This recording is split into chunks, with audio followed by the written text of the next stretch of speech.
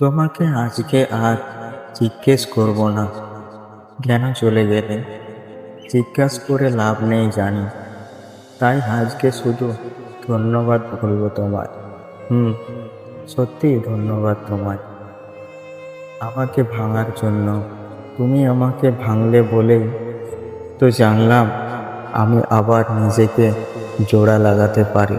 তোমাকে ভালোবেসেছিলাম পাগলের মতো, এখনো বাসি, কিন্তু এখন নিজেকে আরো একটু বেশি ভালোবাসতে শিখেছি। তুমি শিখিয়ে দিয়ে গেলে তোমার সাথে কাটানো দিনগুলো সুন্দর ছিল, মিথ্যা বলবো না। সেই হাসি, সেই রাতের ফোন আলাপ, সেই ভরসা, সব সত্যিই ছিল আমার কাছে।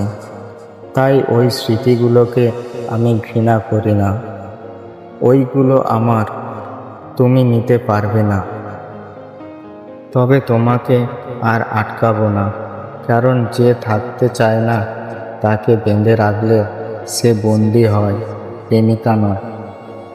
আর আমি তোমাকে বন্দি চাইনি কখনোই। তবে তুমি চলে গিয়ে ভালো করেছ, কারণ যে মানুষ চলে যেতে পারে সে আমার কখনোই ছিল না। আমার মানুষটা আসবে, সে ঝড় আসলেও হাত ছেড়ে যাবে না।